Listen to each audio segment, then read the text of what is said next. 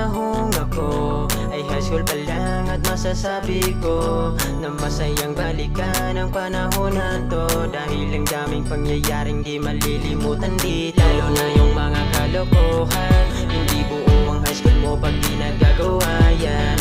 Ang sarap pumasok lalo na kapag meron kang inspirasyon na gustong makita agad. Gustong pumasok di lang para sa klase, gusto mo lang naman makita ang iyong kaklase. Panay forma para mapansin ni crush, tapos bobo ka naman pagdating sa class. Kaya masaya ang high school day.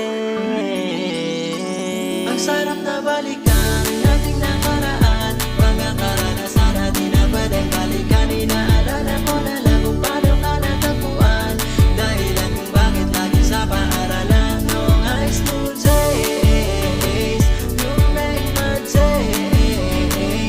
Palaging present, hindi uma-absent, kasi sa paaralan ay kaya may assignment. Di natin balikan, panahong high school pa lang. Ito yung yugto ng buhay, estudyante na kung saan daming masasayang nangyari, may iba't ibang hindi malilimutang kwento at karanasan. Isa na dyan yung ma-inlove sa unang pagkakataon, laman ng kada nutok ngalan ni crush naroon. Antay ng tamang tiyempo sa lakas loob akong lapitan yung babaeng nagbigay inspirasyon. Hindi tumagal na kami na kaya di na rito naaksaya pa. Naisipan ligawan hanggang tuluyan, ang sinagot ay halos maniwala, kaya hindi makakailana. Ang sarap-sarap sa pakiramdam, ang sakit lang na dumating sa puntong ako'y kanyang iniwan.